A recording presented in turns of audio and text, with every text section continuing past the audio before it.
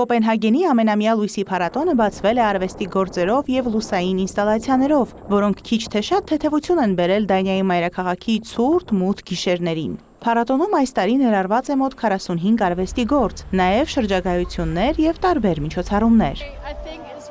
Այստեղ ամեն ինչ շատ գեղեցիկ է ու հաճելի, քայլում ես ու ամենուր լույս ես տեսնում։ Բացի այդ ամբողջ համայնքն է այստեղ հավաքվել։ Այստեղ կարող ես տարբեր մարդկանց հանդիպել, շփվել նրանց հետ, լույսերը դիտել եւ հուսալ, որ մի օր դարձյալ կհանդիպեք։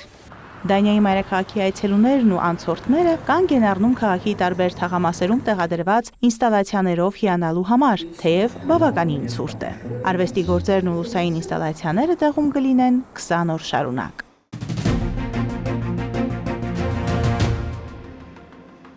Միքելանջելոյի աջ ոտքի նկարը համաշխարհային ռեկորդ է սահմանել նկարչի համար աճուրդում, վաճառվելով 27.2 միլիոն դոլարով։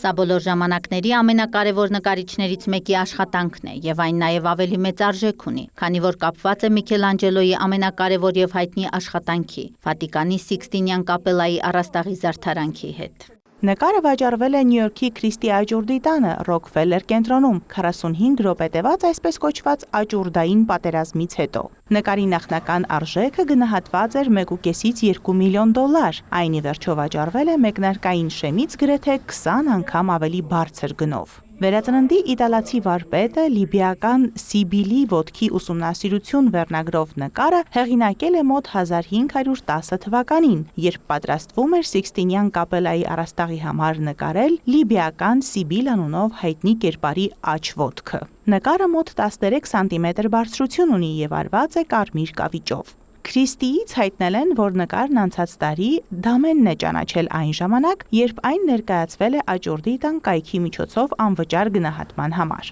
Դամենը խոստովանում է, որ դա անչափ հուզիչ պահ էր իր համար, երբ մի խումբ մասնագետների հետ պարզեցին, որ այս չափազանց հազվադեպ նմուշն իսկապես Միքելանջելոյի ձեռքի գործն է։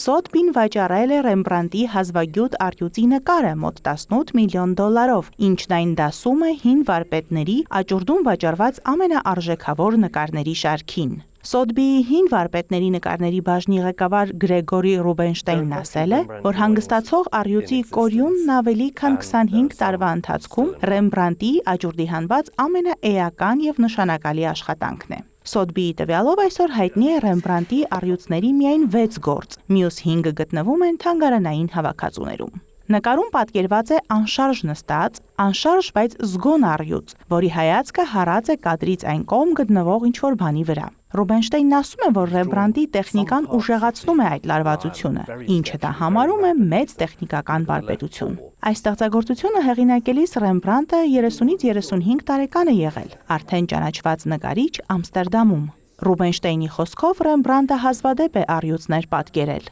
եւ նրա վաղ փորձերն ավելի երևակայական են թվում։ Մինչդեռ հետագա գործերը, ինչպիսին է այս մեկը, ցույց են տալիս կենդանու շատ ավելի համոզիչ ըմբռնում։ Վաճառքից ստացված գումարը կփոխանցվի Պանտերային, որը բարեգործական կազմակերպություն է եւ զբաղվում է վայրի կատվազգիների պահպանման հարցերով։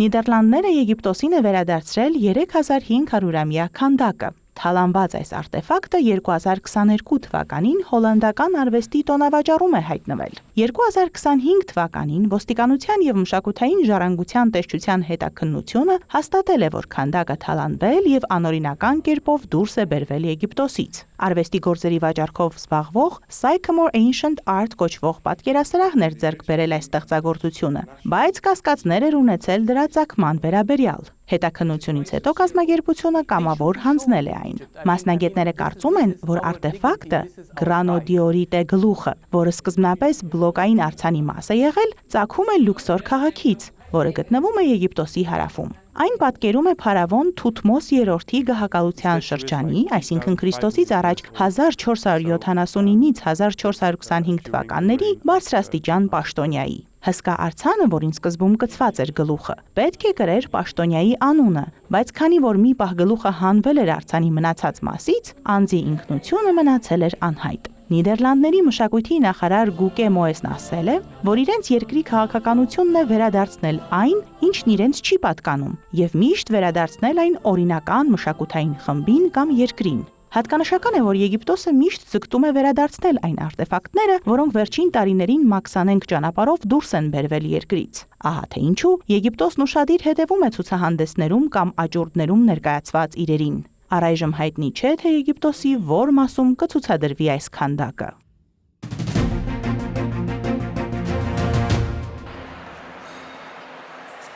Լատինական Ամերիկայի ամենամեծ արվեստի տոնավաճառը բացվել է Մեխիկոյում, որտեղ ներկայացված է ժամանակակից արվեստի լայն տեսականի։ Այն ներառում է օրգանական գոբելեններից մինչև առաջատար արհեստական բանականության նմուշներ։ Զոնա Մագա կոչվող տոնավաճառում հավաքվել են աշխարհի տարբեր ծայրերից ավելի քան 240 պատկերասրահի արվեստի գործեր։ Ֆրիդա Կալոյի նման աշխարհահռչակ նկարիչների կողքին ներկայացված են իսպանացի Տիտո Պերեսի եւ հոլանդացի Աննա ֆոն Ֆրեյբուրգի նման նոր արվեստագետների ստեղծագործություններ։ Այս տոնավաճառն իսկական տոն է աչքերի համար։ Զոնա Մակոյում ներկայացված է 4 բաժին՝ լուսանկարչություն, ժամանակակից արվեստ, դիզայն եւ հնաոճ իրեր։ Բոլորի ուշադրությունը գրավել են մի մոդելի 2 մետր բարձրությամբ 3 սև ու սպիտակ դիմանկարները, որտեղից նա ասես նայում է տոնավաճառի այցելուներին։ Հեղինակը մեքսիկացի քանդակագործ Խավիեր Մարինն է, որը ստեղծել է այս պատկերներն արհեստական բանականության օգնությամբ։ Ներկայացված են նաև աշխատանքներ, որոնք կարելի է համարել այսպես կոչված տեքստիլ արվեստի նմուշներ։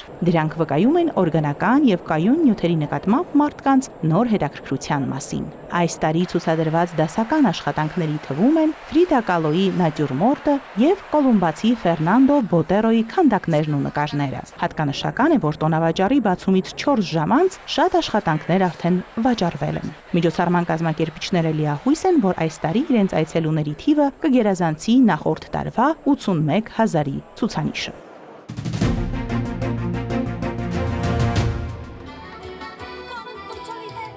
Շները թիթեռի թևերով եւ նույնիսկ հոթ դոգի տաղավարների հագուստով շքերթով անցել են Կոչաբամբայի փողոցներում, մեծ պահքի նախօրեին կազմակերպված կենսուրախ ավանդույթի շրջանակում, որը համատեղում է տոնական տրամադրությունը կենդանիների հանդեպ պատասխանատու լինելու մասին կոչերի հետ։ Հարյուրավոր տերեր եւ կենդանիներ են մասնակցել կառնավալի թալիսմանների շքերթին, որը Բոլիվիայում անցկացվող Կոնկորդիա կառնավալի ավելի մեծ տոնակատարությունների մի մասն է։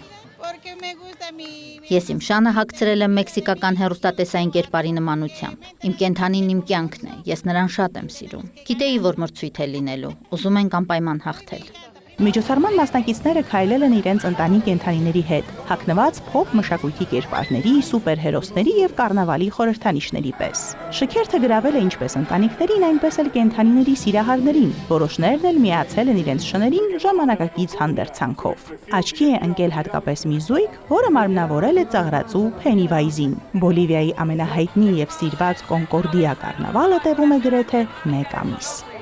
Մարոտ Հարվերդյան, Այլ լուրեր։